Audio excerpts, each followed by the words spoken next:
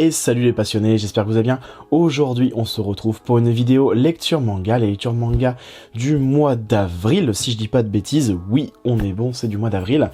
Donc pareil, ça arrive toujours un petit peu tôt, mais vu que c'est aussi du mois de la fin de mois précédent et jusqu'à là, ça m'en fait lire quand même pas mal. Je fais une trentaine de tomes lus ce mois-ci, donc c'est déjà correct en vrai. D'ailleurs, vous, en vrai, combien vous arrivez à lire de tomes par mois?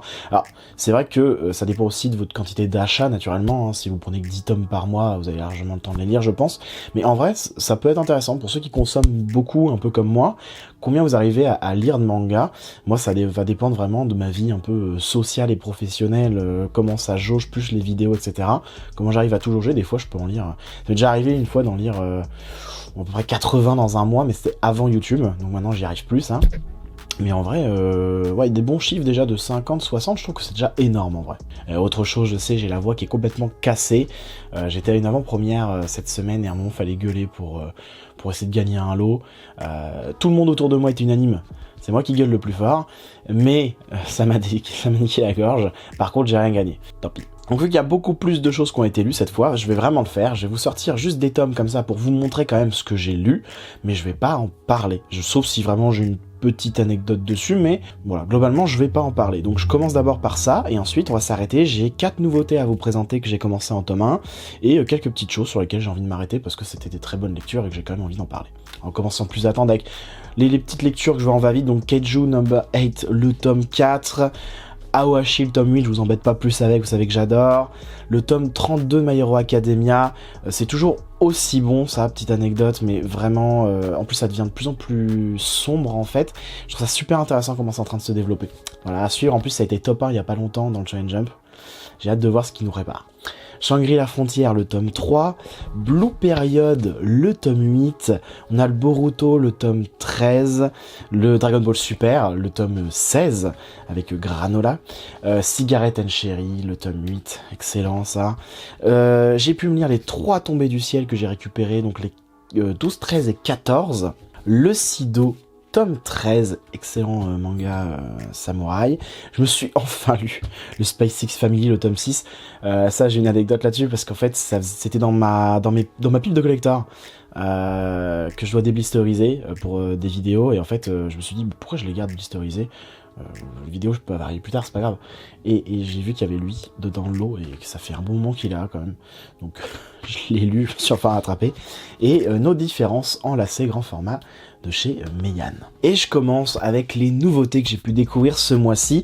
Et vous allez voir, je suis toujours aussi diffus dans mes lectures. C'est incroyable, je lis vraiment de tout, c'est incroyable. Je trouve ça toujours aussi impressionnant parce que là, nous avons Shigaime, les tomes 1 et 2 que je me suis lu quasiment en même temps à une semaine d'écart. On est sur un manga d'horreur hein, qui est prévu en 5 volumes. Et le tome 1, j'étais transporté un peu dedans, c'était un peu malsain, j'avais envie de continuer. Et le tome 2, vraiment, ça m'a fait poser des questions sur l'univers, plus que ce que je pensais, et là je me suis vraiment pris au jeu, parce qu'au-delà des vampires, il y a ceux qui sont d'origine, alors c'est des choses qui sont déjà vues en soi, hein, mais il y a les vampires qui sont plus vieux que d'autres, ceux sans pur, hein, je peux imaginer ça, qui ont des pouvoirs différents. Le truc c'est qu'il y a des pouvoirs, ils peuvent avoir des familiers qui développent des pouvoirs aussi différents visiblement.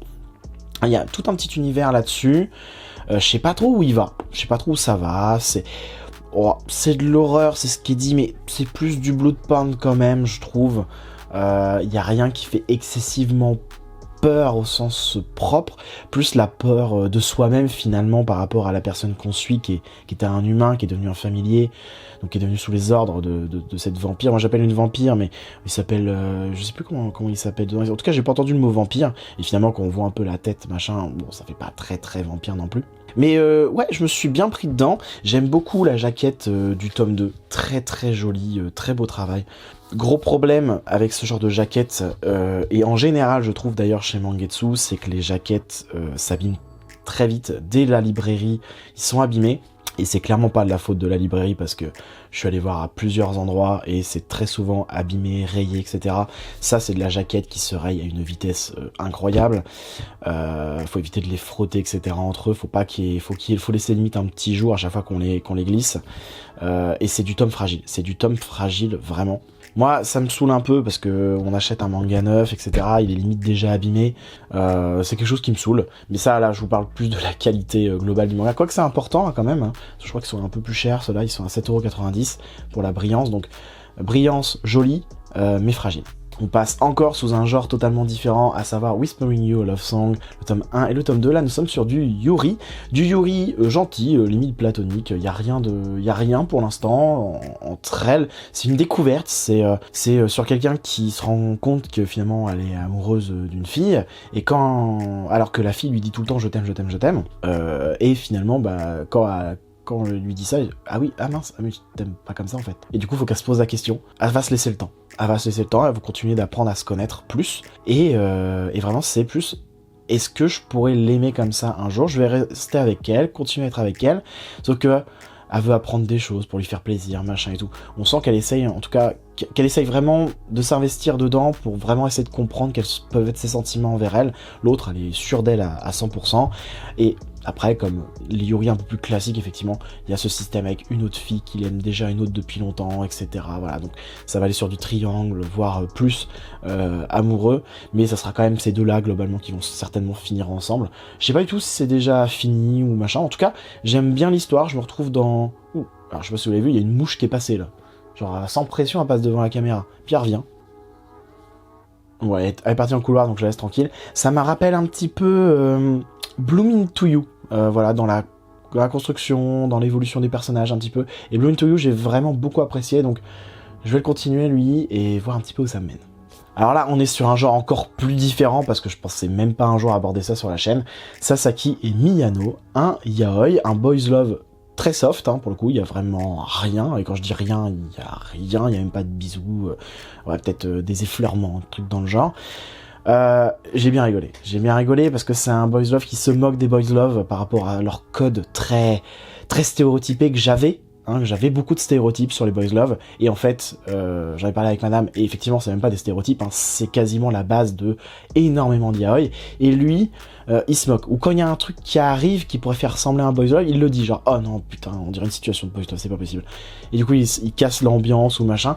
Donc, c'est intéressant. Là où j'ai pas trop aimé le démarrage, j'ai failli pas lire le tome 2, parce que le tome 1, il m'a perdu complètement. Gros problème chronologique dans la lecture, il n'y a même pas de page noire pour le flashback ou autre chose. On est dans le chapitre 1, ensuite chapitre 2, chapitre 3, ça se passe entre les deux, chapitre 4, ça se passe avant le chapitre 1, etc. etc. Tout le tome, c'est un méli-mélo chronologique. J'ai pas aimé, franchement ça m'a saoulé, ça m'a sorti du récit à plusieurs moments, vraiment.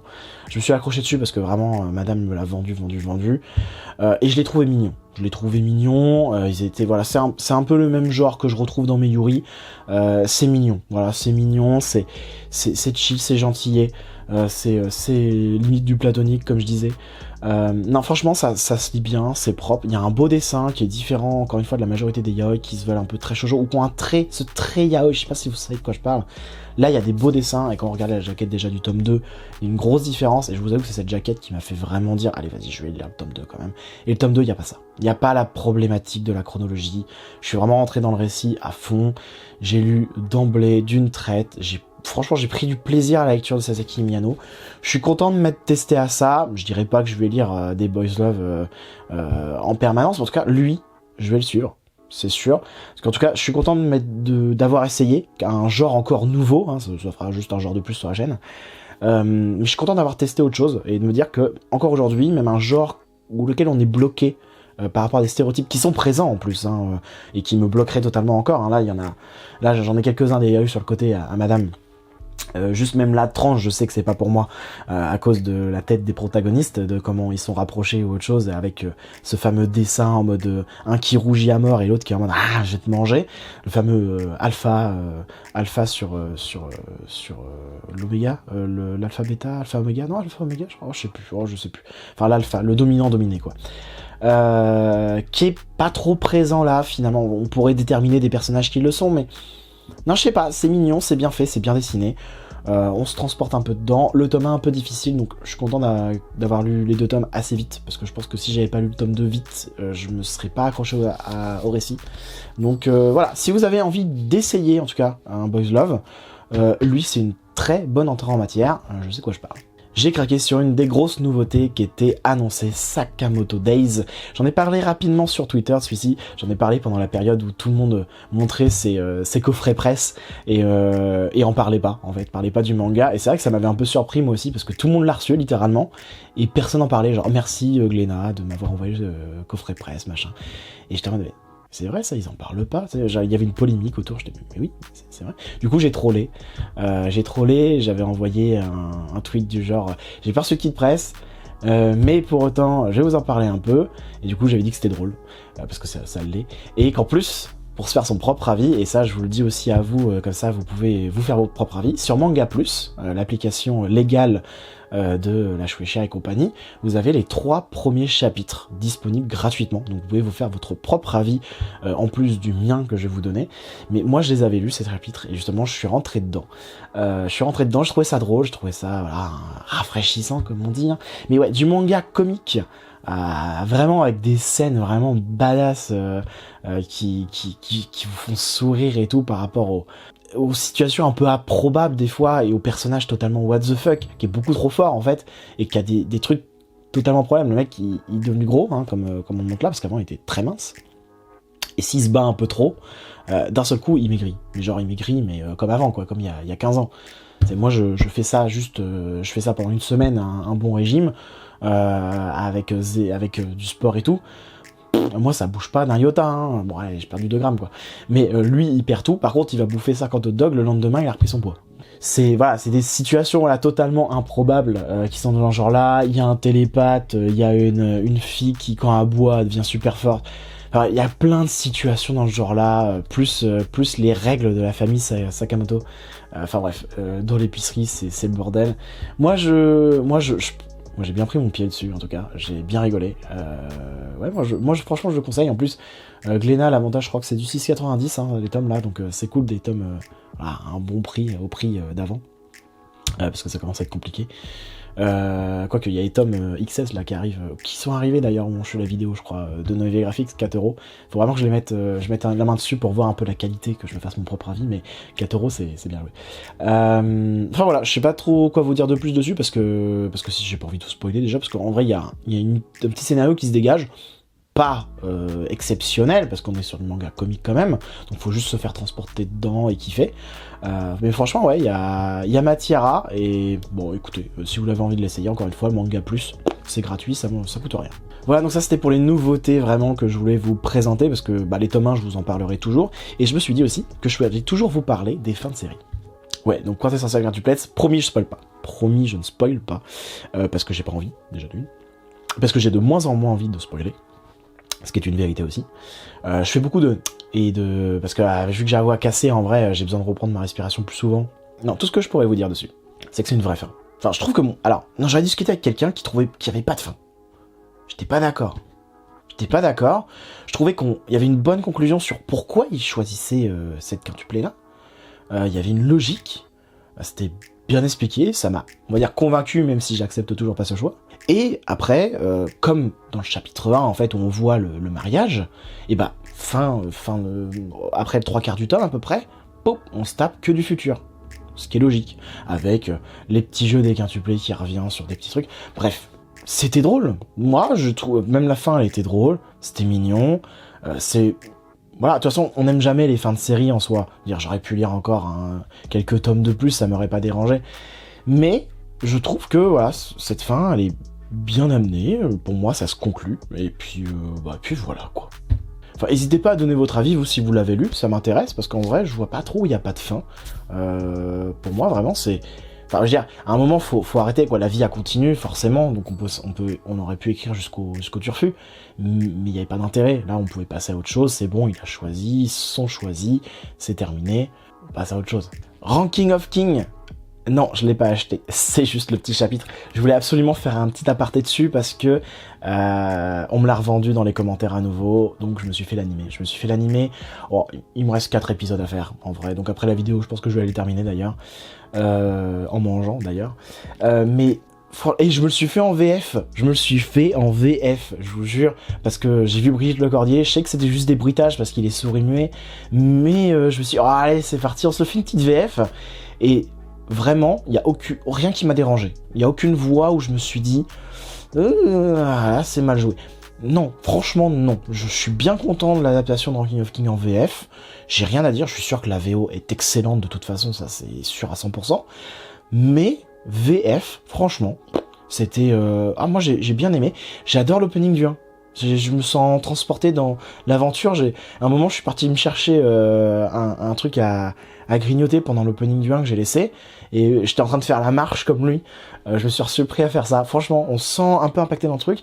Alors le truc, c'est que dans l'univers, il y a tellement de choses qu'il faut accepter. Ça se passe comme ça et c'est comme ça.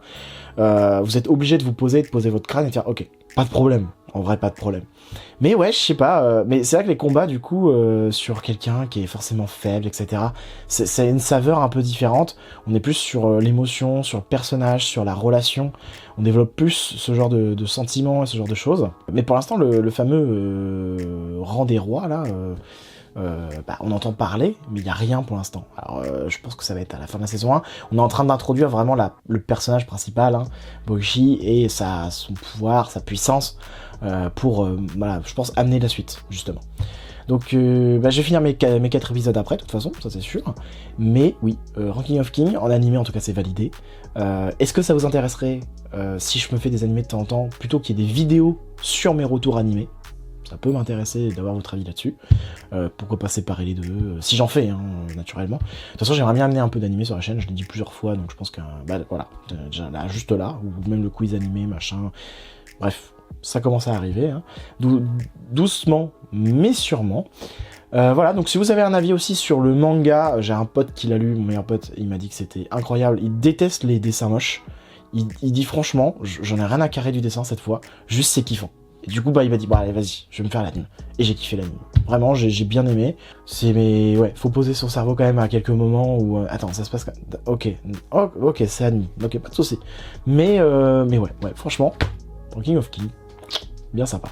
Kunlun, les tomes 3 et 4, j'ai tardé avant de lire le tome 3 de Kunlun. Alors pourquoi? Parce que malheureusement, c'est un univers avec beaucoup de choses qui sont posées. Et je voulais vraiment pas me faire avoir et me dire, bon, j'ai lu un tome, et je vais oublier ce qui se passe après. Le tome 5 va arriver, je sais même pas si je vais attendre ou pas, encore une fois, parce que là j'ai attendu, mais en vrai, avec ce qui se passe dedans, j'ai envie de lire la suite. C'est incroyable, Kunlun, je leur dis, c'est vraiment excellent, c'est mon coup de cœur de l'année 2021, vraiment, enfin, un de mes coups de cœur en tout cas. Il y a que des bonnes choses dedans, c'est incroyable. En fait, vous êtes tout le temps en mode